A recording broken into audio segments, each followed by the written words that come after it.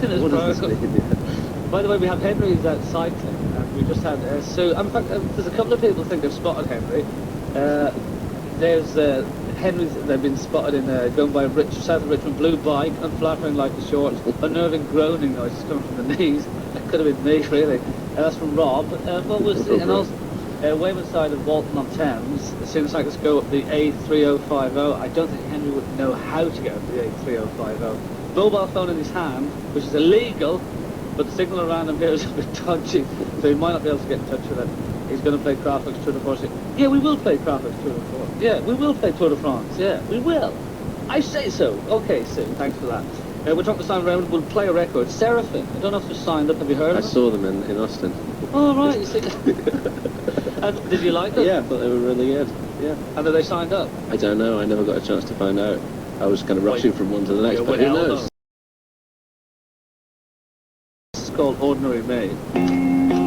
Six music, no music. We're going to be catching there with Ordinary Me. Sam Raymond's in with us. He's seen them recently, which is more than I can say for your good self. And you're a fan? I am now. Yeah, I thought that was very, very good.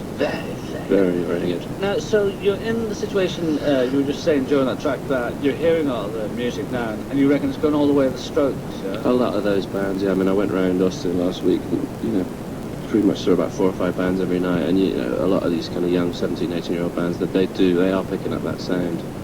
Especially a lot of the Swedish bands. There's like a massive Swedish thing going on. Well, yeah, obviously from the Hives, but I mean, there was a Swedish showcase evening with, like, you know, the whole of the record industry was in there going nuts, you know, and I thought, weird. But see, when you say they're picking up the Strokes sound, isn't that Blondie? Oh yeah, absolutely. Well, I mean, listen to the Vines, is it? I mean, they just sound like the Buzzcocks, and something else she played earlier on reminded, who was it? View.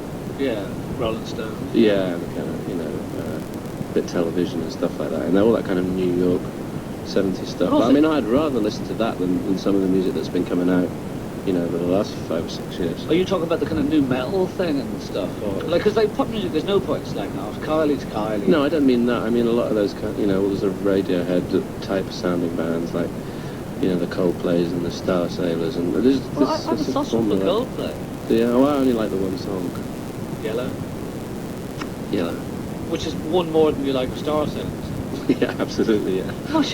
Yeah. Well, no, Radiohead is a great thing, you know, to copy and I don't see how Star Sailor following Radiohead. Well, no, just that kind of male vocal right to the front, you know, guys that can sing really well, sort of moody music. Well, that's a bad thing. These guys who can sing really well, we don't need that music. No, I don't know. I just don't get it. You know, it's not my kind of thing. That's all I can say. That's fair enough, yeah. But I find as well with the Hives, who I really do like, but to me they're shawady-waddy. Yeah. You know, just fun to have around, but I wouldn't take it. And same with the Strokes, like, I think the Strokes are great if you don't take them serious. Yeah, I wasn't making a negative point about it. I mean, no, I love those bands too, but I just sort of see that, you know, a lot of the young bands are obviously getting inspired by those groups to just get up and do it, which is good. But the other thing I find, and I think with a lot of the bands at your level, with Valley Union, is the case of they warrant a second listen, where the Strokes, I don't know about, all radio stations tend to keep the same playlist, and a short playlist for too long, and it's the Strokes and the Hives and the White Stripes. Love all those bands, but like now, you know, okay, you've got the point, now move on. Yeah, oh, absolutely. But that is radio, isn't it? It's, you know, it's all about making a point. Yes. Should we play Seraphim again then? Yeah. Yeah. No. I mean that's why I think stations like, you know, like what you're trying to do here seems to be a good idea. I do take full responsibility. Yeah. Well, you know, in Australia, talking about the Dirty Three, for example, in Melbourne they have a thing called Triple R, and you know, there's no playlist, so the DJs, you know, on national radio play whatever they want. Which is a bit of risk because Australians are a bit thick. Well, Actually, no, but having spent time in Australia as well, I do find if there is no playlist, then they all have a little meeting, because, you know, they tend to... I find it's ridiculous. You can only listen to the radio for 20 minutes and then you start hearing the other stuff again. Okay. Well, I don't know. I've never been, so I can only comment from what people have told me. You've never been to Australia? No. But there was no big, hello, we're the Cocteau Twins, hello, Australia. No, we were going to go, and then we split up. Just literally that year, we did have a tour planned, But you're still mates with Robin, Yes. He's involved with Valley Union? Yes. And we don't talk about the other. Liz. Oh, we can talk about Liz. No, we don't. Oh, we don't talk about her, right? Sorry. Like, are you mates with her? Is she, Yeah, what's well, I she mean, do? I would be if I saw her, but you know, she's way up there in. She lives in Bristol, and she has a little baby, and she's singing, but she just takes her time. And what, is she just spending most of the 7 days? years. She's like the female Kevin Shields, you know. Yeah, but at least she's gone out with the Primal Scream Boys now, getting a bit of rock and Yeah. roll. Yeah. Because the thing about her, do you think she understands any of her lyrics yet? Maybe that's what she's trying to decipher. I love Liz, I really do. I think she's an extraordinary singer, and it is a bit of a tragedy that she's not kind of functional in the industry, you know, making music, putting records out and doing things. You know, actually, and this is totally nothing to do with anything, but it just hit my head like a big smack across it. Because I was watching that Monica Lewinsky documentary recently. You know, I saw it. Yeah, and I had to turn off when she said, "And Bill, he gave me an Annie Lennox record." I thought he was in control of the world. What bad taste has this fella got? And I really kind of got the shock of my life. I thought, you rhythmics, come on, moving on, Bill. You're supposed to play the sax, a bit of jazz at the very least. But I don't know why, like, but has Henry been spotted again? Just wonder how is Henry's getting on. I live on his predicted route through work. Hey, Henry ain't got no predictability about. And as I own a fancy dressed devil outfit, I wonder if I could put it on and make a nuisance of myself like the guy does at the Tour de France. You know the kind of thing. Yeah, no, that'd be great, actually. Just a fella dressed up as the devil. I think we should send Paul Imokin a CD. Actually, we gave him a Black Nielsen CD for the guys last week. Have you heard of Black Nielsen? No. We had them in last week. It looks like so you're going to have to listen to this station. Yeah, I have to pick up a few more tips from you. To hear what's happening. Yeah. Because as I say, I do take sole responsibility for this station. You know, we're myself, James, and Henry the cyclist. If we weren't here, I don't think. I'm on a learning curve. We all are. So no, you were saying Bell Union they haven't got much money, so it's a matter of like just saying to a band, "We'll help you put the thing out, but you know, buy your own tea." Kind of. Yeah, kind of. I mean, we are really, really small. Even though we do have a few bands that do well.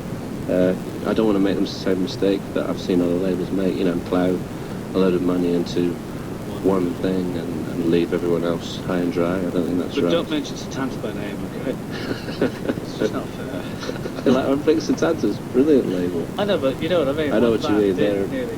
I know, but they're really coming back with a strong kind No, of... but that's the thing. Like you say, you've got 10 bands at the moment. Something like that, yeah.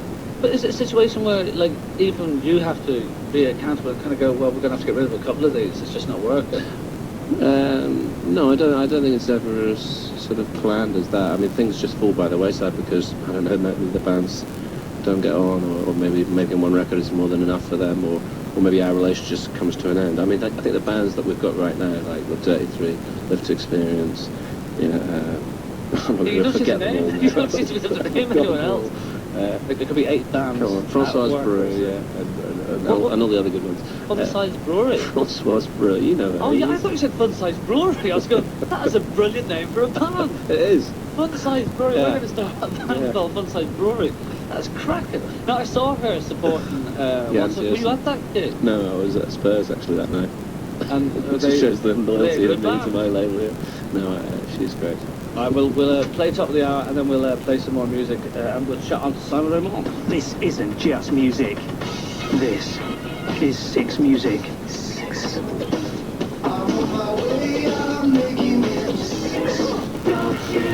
The beautiful Spain there, before it all went wrong, I saw them support Funhouse Brewery years ago actually. Manchester. On Size Brewery, you mean? Well, no, that was a different one. Oh, it's That's the just the main Splitter number. Group.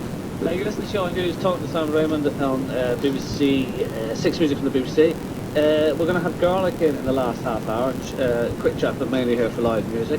And if you want to email us, www.bbc.co.uk/6music. And so are you big up on the internet then, Simon? Because I just haven't bothered at home. I suppose business-wise. I do work a lot. Yeah, never off actually. Or just emails. Both. But actually, it was interesting early on. We were talking about how difficult it is to keep the business side of things going as well. But have you ever had to drop anyone from Bella Union? Not really. I mean, Sing Sing went off and signed with Pop Tones. Sing Sing with the two girls. Yeah, the girl Emma who used to be in the Lush. and we sort of fell out a little bit with them, but you know. Oh, because you went, well, why is the music you give me so rubbish? Yeah, something like that. And a couple of others have kind of fallen by the wayside, but I've never had to say, oh no, you're dropped. I mean, I don't think it would work like that. Yeah, no, Things just seem to end naturally, I always think. Well, yeah, that's what I mean, because like, there was that thing of, like, Alan McGee set up this brilliant label now, Pop Tones, and... You think? Well, you know, there's some great stuff on it. Mm. There is. Like, I know that, like, he's gone for a mass thing. Yeah, You know, he's sort of like throw as much stuff at it. And yeah, see what sticks. Absolutely. But at the same time, and he did that right at the end of Creation, and like, they're not, because if you're talking about, like, not that it's a major name drop, but Nick Hayward found out he was dropped from Creation by reading about it in the NMA. Yeah. Yeah. So, you know, This like, I like to give you music news. Yeah. Not like, It's a good story, but is it really, really true? Well, Did you ask Nick? Well, he's the one who told me, yeah. Oh, right, well. It's a good story, though. What, you're saying you don't think it's true? No, I find it highly... Well, I mean, he should have rung up, shouldn't he, and asked what was going on. Well, I think he tried to ring up after that, though, but it was a little bit late. So, no, because I think, like, I might be wrong, but I do think I remember that Alan McGee put a big kind of ad in the enemy saying, this is what's happened with Creation. Right. It was around the time the Kevin Rowland thing as well. Oh, yeah. Which sold something like 5 copies. Yeah, poor chap. And I actually quite liked it. Yeah. That was the dress one, wasn't it? Yeah. Yeah. But he was saying that it's not an image, like, because even though Dexys every time had a different image, but this wasn't an image, he just likes wearing his clothes at this time of the year. Yeah. But it's weird, actually, he is, like, I think, you know, Kevin Rowland is someone who is approaching genius. Oh, he's a maverick, for sure. Great voice. But what we're going to do now, I don't know, like, let's talk about this, because this is a policy here, kind of, because at Six Music we do have all the archive stuff. And Yes. as I said, they're throwing up Cocktail Twins. But you're not mad on hearing sessions? No, I was always really dead against releasing anything live that we did, and I was never a big fan of buying other people's stuff either. Even bands that I used to adore in the sort of late 70s and 80s, I was not one of those people that used to go and buy the bootlegs of their shows. But did you not come in at the very start very excited that the Dirty Three are bringing a live CD? DVD? Because it's a film. Yeah, no, but actually, Because you actually can, you're going to put it in and watch it as something visual rather than Sure, just... yeah. But when I was a kid, I did go to those places, especially in Dublin. Like, you get these stalls set up with the bootleg cassettes live. Yeah. But you were right, the quality was dreadful. Yeah, I'm You get sure it I bought a couple of, New Order ones or Joy Division ones or whatever at the time, and just thinking, why did I bother? Because even last year when they brought out that fantastic bit of history, the Joy Division live thing from some gig, but in the middle of it, you're going to hear a woman going, "And a coach is going from Birmingham in 4 minutes, if you want to collect your coat," in the middle of, like, Love Will Tear Us Apart. Yeah.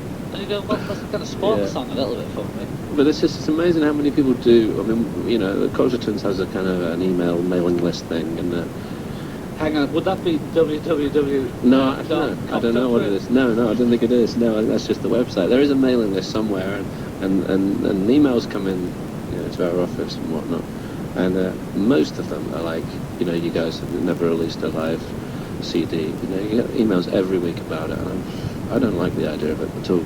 So now, do you remember the session that we're going to play? I do, actually, yes. We did it in Marylebone at GLR, on Robert Elms's show. I remember doing it, yeah. And so do you remember the time that went well, or? It was okay. I mean, we was never the greatest live band, I know, I didn't ever think. But it was in the last throes of the Culture Twins when I'd sort of... I kind of given up a little bit at that point. This is fascinating, because, like, we play these sessions normally and we go, well, there you go, just something poor quality, but here we have it on digital, crystal clear. But it's amazing when you can tell us, like, how you're feeling that day. Oh, I do. I remember that day really well. And I was like, I think the group was ready to finish, and we finished shortly after. Wow. But it was one of those kind of performances where everyone knew that there was something bad going on, but didn't really want to discuss it. It's weird, because I listened to the session, right at the end, you can just hear you going, like, I'm off. Yeah. I thought they edited that out. I believe they kept that in. Come on, Greater London Radio, they always make little mistakes. But, and how quickly after this did you split then? What's the date on this one? Do you remember? Is it 96? Well, if it was 96, then you were hoping that I would just know. Well, no, I was hoping, like... Yeah, 96. Well, yeah, pretty. The next couple of months, we'd started work on a new record that we were sort of halfway through, and Liz just called up and said, It was the 10th of April. "All right, well, it's 96. literally a couple of months later, yeah." So I thought we had the exclusive the next day. You know, rather than like... Yeah, it was that night we went to the pub. It was like, that session was so awful. We can't carry on. Well, should we give it a blast then? Yeah. And then, so you reckon it wasn't Yeah, great? but there's, you know, sometimes when things aren't going very well, there's a sort of an energy in there that you know. I'm not saying we were just like playing back, you know, painting by numbers. It really was. There was a bit of an energy in there, probably because of all the tension that everyone was feeling. So I think that's why it's actually not a bad version. We'll be the judge of that. Yeah. It's the Cocktail Twins from 10th of April 1996. Sounds a bit dodgy, really. Well, that was one of our better sessions to date there. The Cocktail Twins and Simon Ramond is in with them. So with the Cocktail Twins as well, so you were saying it's all pretty much programmed. So you were one of the first bands, like obviously there's Kraftwerk and the like, but before that who were just using a lot of program stuff. Oh no, I wouldn't say. I mean, the way we recorded was a bit weird. We sort of started backwards. We would do all the drums and stuff first. So we programmed the drum beat and then build music on top of that. But a lot of it, no. I mean, some keyboards and whatnot, but mostly, you know, guitars. All guitars really. But I mean, the drums were all programmed then. And when we played live, we would just get the drummers to work out. Hey, don't go on about the live thing, Sam. So I know it wasn't for yourself or the audience. Yeah, most especially for them. But you missed the live thing because we were just talking about you did do a thing yeah. recently. You do the odd live thing now. Yeah, people ask, you know, if I play on someone's record and so, you know, like with Tram, as you mentioned, I just play some stuff on their new record out in a while, and I'll play with them live, just because they haven't got anyone else, and it's nice for me to sort of get out of the office, you know. Yeah, and so, but what about creatively for yourself? Are you writing anything now?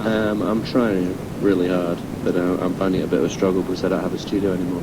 So it means that I just, you know, if I go and produce someone, then, you know, stay up really late after they've all gone home. Yeah, I'm mixing. You got to bed. Yeah. Exactly. In this way. Yeah. But that's very strange because I would have had the Cocktail Twins down as the first band to have their own studio. Oh, we did, but we went bankrupt. We lost a lot. We lost everything. Really? Yeah, it's an unpublicised story because you know it's not really interesting, I suppose, to most people. But we did. We had the most beautiful studio in London, probably, in Eel Pie, which was owned by Peter Handler, and we were there from 1990 to 1996 when we finished. And you got the one record out of that. I was just. You did take a long time of your recordings, but so you owned that totally outright, and then just when we you didn't own the building. We owned everything in it, because I mean, really, when we started, we always used to buy bits of gear, you know, from the very early days. We built our own Let's not studio. talk about drugs, but. We used to buy our own studio equipment, and we set up our own place in Acton, first of all, in the early 80s, where there's some great records were made in there. Pump Up the Volume was made in there, and then we moved into Pete Townsend's place, and we developed it into an incredible studio, and then we just basically lost the plot. Really? Yeah, and it was a disaster. We lost, you know, fortunes, as it were. Was that quite hard to say goodbye to all that equipment then? Oh, I mean, you know, it was a pretty stressful time over the course of when the receivers came in and stuff, and you're getting losing all down the gear. now. But, Right, what I want to do is we want to find you the next fun size brewery, the big band. Yeah. So now, if a band, like, if someone is listening in now, and like, are you getting demos sent to Bella Union all the time? Yeah. Well, so do you want to give the email address? No, out? I really don't want any more demos. Yeah, but No, really. Well, you've got because if they really want to find you, they'll find you. You know. And do you listen to all the demos? Oh, of course, yeah. And I reply to them all. Eventually, it might take them three or 4 months to get around to it, but yeah, I do. Dear Radiohead, I don't think you're ever going to make it. The singer looks a bit weird. I haven't made any really bad mistakes yet. Really? There's no one slipped through your hands? No, I mean, but I was quite impressed the other day when I eventually got through a big pile of CDs and listened to this band called Oceanside, and I put it on and I thought it was amazing. And I wrote back to them and I said, this is really good, you know, let me know when you're playing in London. And he wrote back and said, oh, sorry, mate, we just signed to Beggars Banquet. So I thought, oh, well, I'm spotting the same things that other people are. This was a very large pile of CDs. And I mean, that doesn't happen very often because the sort of things I normally like, nobody else likes. Well, no, I think the best to look with it all, but also we have now Henry, because you know, we're based in London, but we're all around the world. We're trying to see how far Henry can get in the 3 hours. And we got Mac here saying, hi Sean, just finished. I'm leaving out a good show there, because, you know, It's obvious. I've just finished decorating my lounge. I should have left that bit out as well, actually. And have enough paint left over to paint the word Henry on the road. Tour de France style. I'm loving these people already, actually. Great effort to the boy. Well, you say play Ronnie Frame, but no. Like, I don't like it that much. Even though I do like Ronnie Frame, but I don't know if we've got time to do it now because Garlic is going to come in. But I have got something sorted out with Smog. I know, Mac, you're going to be a Smog fan. And in particular, listen to the lyrics of this. This is called Ex-Con. See, I've got 2 CDs in there, and I can't ever tell which is which, but I think I've got this sorted. And we should get Henry on the road in a second, but we'll send Mac a CD as well, because he made me laugh. So few people do that. Smog there, Red Apple Falls, an album a long time that came out ago. That sounded like that Steve Martin thing, where he goes, some people have a way with English and other people don't have. That's pretty much what I just did. Anyway, Alison has emailed us. Hi Sean, me and the Purebright, I think it's Purebright, I've never heard of it. Purebright's near Woking. Purebright posse, about 16 of us, don't know why I'm doing that accent either, are going to line Henry's route when he passes through Purebright. Purebright, we've been listening to your show through the digital TV and the White Swan. I hope the rest of the customers are okay. Come on, the Swans! Would we like to, would Henry like to drink strict Tito? Had a drink back in '84, got married the following day, doesn't like to talk about it. Is his strict training, but he might have some orange juice with you. We'll keep on listening at the White Swan. I'd say send a CD, but then we'd have to send 16, and the budget don't stretch that much. You listen to 6 Music, I'm Sean Hughes, Simon Raymond is... now, you've got an E at the end of the name, so I sometimes feel like I should be going to Simon Raymond. But you do, sometimes. Yeah, you get... fancy. Yeah, I don't mind, whatever. So, but what is the correct if we're going to be... Well, I always say Raymond, but there you go. And I'm not precious about it. Now, also, this is a real shocker. We've been saying we're going to play Tour de France by Kraftwerk to finish the show. Looked at the computer. Not got it. 6 Kraftwerk songs, not the Tour de France. So I don't know who there went, well, that wasn't a big one for them. We won't put that one on. Dear me. So we're going to play off of that, and we'll, which is pretty much the thing. So now, Sam, what's next for you then? In the next couple of weeks? Crumbs. In the next couple of weeks. That's lovely. I haven't heard someone say crumbs for ages. Oh, crikey. Oh, crikey. You've just got a load. Crumbs, crikey. Honestly, I haven't given it a thought. See, I think they're great names for bands as Crumbs. well. So we've got the Fun Size Brewery. Yeah. Crumbs and Crikey.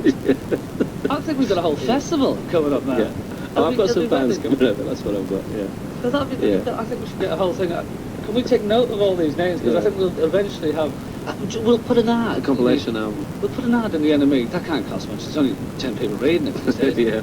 We'll put an ad in and just go, like, a new festival. And see how many turn up. We'll have Crumbs, Crikey. Headline's got to be the Fun Size. So if anyone else has, wants to add to this list, www.bbc.co.uk/6music, we won't just straight away, I think we will do it as a blag. We'll put it in with a fake telephone number in the paper. All right.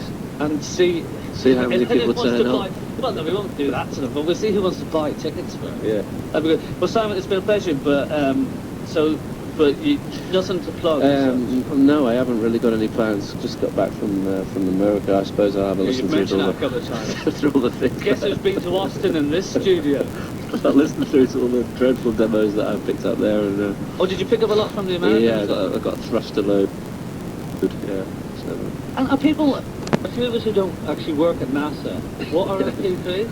It's like a file. You know what they are. You just think facetious. No, but like, there's 16 people listening to the White Swan. Digital music, man. You've got all your records on a computer. Come on. No, but come on, just explain what.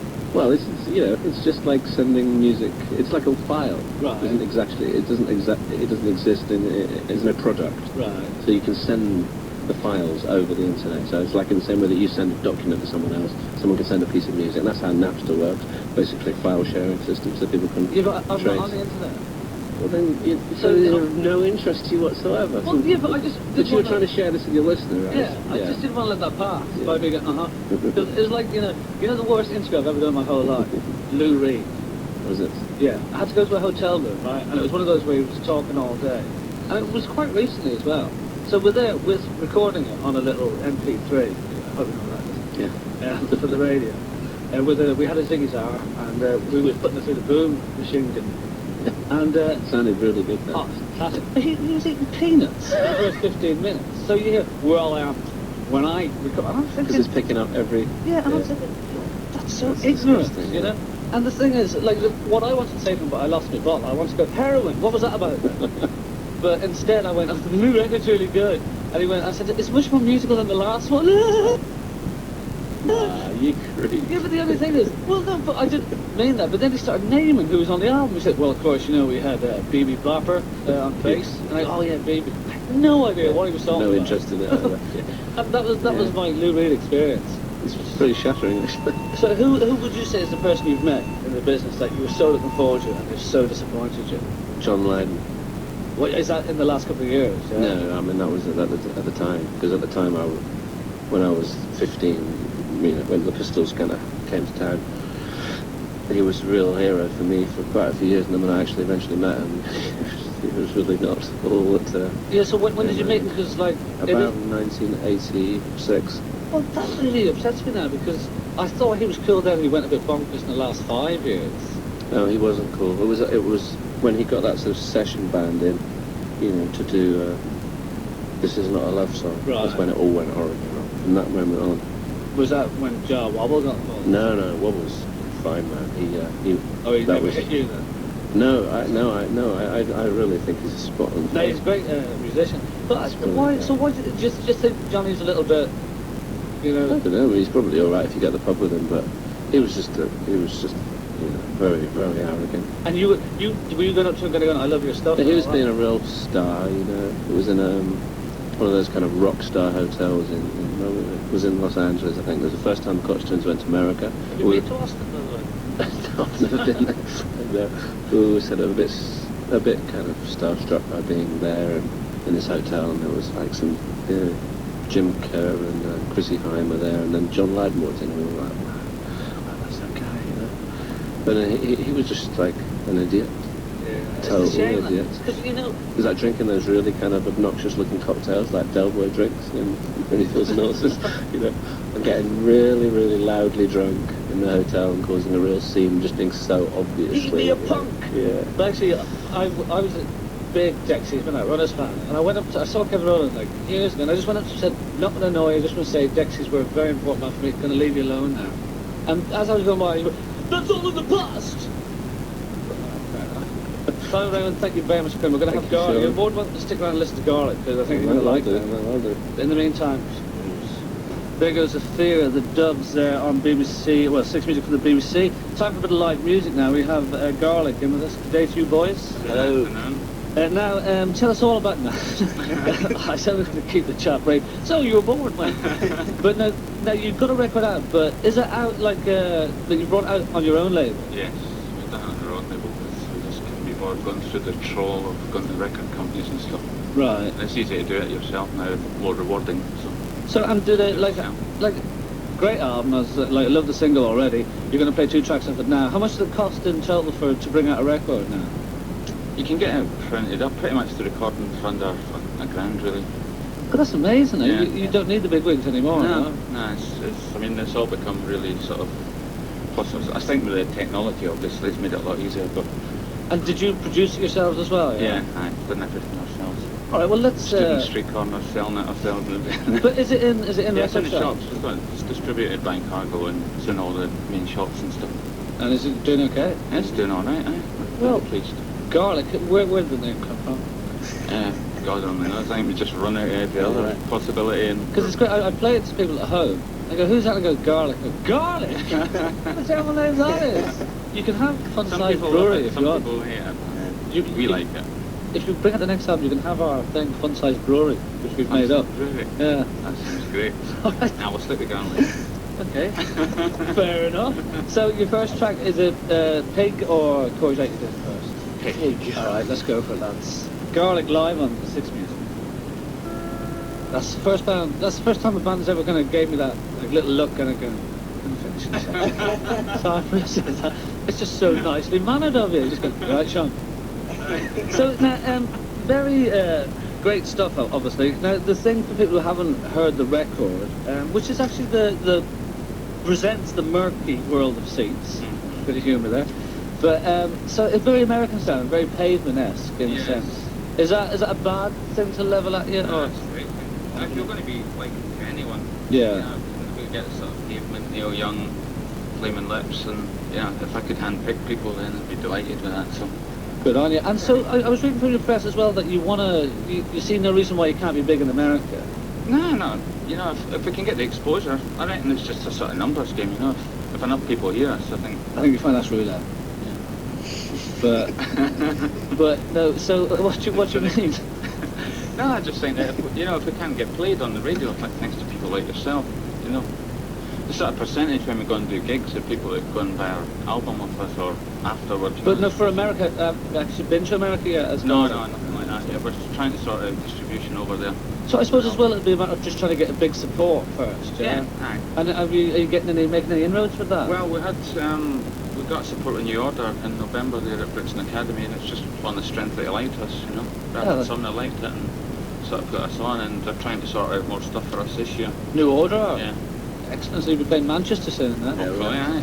No, they're lovely fellas as well. Yeah, they're A great. bit bigger than they used to be, but around the belly. But they're just so rock at the best of them.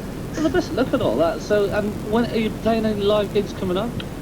Well, we're going to always come unstuck with us. The next thing we're doing in London, we've just got the. Hey, this is digital. I know. You can say anywhere in the world. Next time we're playing in Buenos. I've got a mate in Carolina actually. He's maybe getting us gigs out there. So Murphy, if you're listening. Anyway, where we're playing the next one is Twisted Bath, AM Lounge. Bath Moles, and then we're up in Glasgow. That's 11th and 12th April. Glasgow, it's nice and sleazy. And then the Windmill in London, down in Brixton at Tim Perry's place. Yeah, I haven't heard of that. It's great, it's a really good venue, and they're getting really good bands, and they're doing it for all the right reasons, because a lot of promoters are just, Hey, don't be starting to get, one man soapbox. It's the numbers game. Lovely. Mike, it's a numbers game, you remember that. Now, Courgette is the next track, Yeah. And then we finish with I like the is it one of those where, are the lyrics very important in the songs? Or is it more of a feel? It's a mixture of things, really. I mean, sometimes, lyrically, if it really does mean something, a lot of the songs are about going out and getting drunk and stuff like that, so that means a lot to me. So, Courgette, is that about getting drunk? No, it's just about not sort of wanting to conform, really. Hence, Courgette. Of course. No, the name Silly me. I couldn't think it never conjured up an actual title of the lyrics. So. Not the best band for names. Guys, well, no, that's what I like it. So let's get Courgette, Garlic Live on Six Music. Yeah, the boys. That was Garlic in the studio singing Courgette, sounding great, and also giving Jamie Oliver a couple of ideas. Now we're going to finish by playing the new thing, Not Over Yet. But I saw this has a bit of history, this song. I wrote it about a few years ago with Rob Davis, who went on to lots of great things with The Mud, in particular. In particular, when it started with great things. And then I was writing them for quite a while after we done this track, and it went out all over the whole label. Became a massive sort of worldwide hit. And so as a dance tune. It's a dance tune, but we have written it originally on guitars, like a lot of us out of this. But yeah, it's all massive. And so who was on it then? Like what band? It was a band called Grace. It was one of the sort of first real big things that Spectrum and Mobile's going on. Yeah, or I'm having a brain hemorrhage. Yeah. Yeah, it was a massive hit for Grace, and it's sort of like by that time, I think he'd done the U2 thing, the Happy Mondays and stuff. Right. And yeah, it was a big thing. Well, it is a really cracking tune. So when does this come out? It's out at the end of May. And again on your own label? Yeah, put out a final first and then well, I really hope it's kind of units and get out a CD. shift units, numbers game. I think you've been in the business too long. Well, we've got a few more expressions. Thank you very much for coming in. Here is the tune. As I say, Not Over Yet. But best time I've heard in a long while, actually. And, well, until we'll play Autobahn next. No, it is great. Well done. Here's Garlic with Not Over Yet. Yes. Well, I really enjoyed that. Well done, fellas there. Right, now, what else is happening? I believe we have Henry on the line. Henry, are you there? Yeah, I'm here, Sean, yeah. Oh, you sound a bit breathless. Are you okay? A little bit, yeah, it's taking its toll, though. So where are you in Basingstoke? No, I haven't made it to base, so I'm not quite sure where I am. I had to make a diversion at Bogmersfield. There's an annual fete in Bogmersfield, and I had to make a diversion there. I'm not quite sure. Did you join in the fete for a while? I couldn't. I was zipping through it. I'm near Stratfield Turgis, and I've got... You're making up a lot of places here, aren't you? I've got Ralph here with me, who's going to verify my whereabouts. So I'll pass it over to Ralph. All right, okay, Sean? All right. Here's Cheers, Ralph. Henry. Ralph. Hello? Hey, Ralph. Yeah, Hiya. right, well, hi. All right, how are you? So where are you?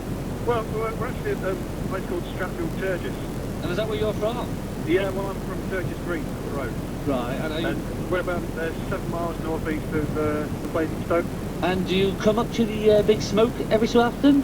Only when I have to. Right, you're not a big London fan? No, not really. I like my green fields. Now, how are you coping with the digital explosion? I listen on the web, but I don't have a very good ISDN, I'm afraid, so I lose it every now and then, but I'm thinking of getting the DAB. Right, you DAB, what, a DAB? Yeah. Oh, excellent. I don't know what it stands for, we're going to get one. Yeah, can you put me down for 2 DABs? 'Cause- Well, yeah, you show me stuff, so you can afford it, can't you? see, so what I want to do for a living...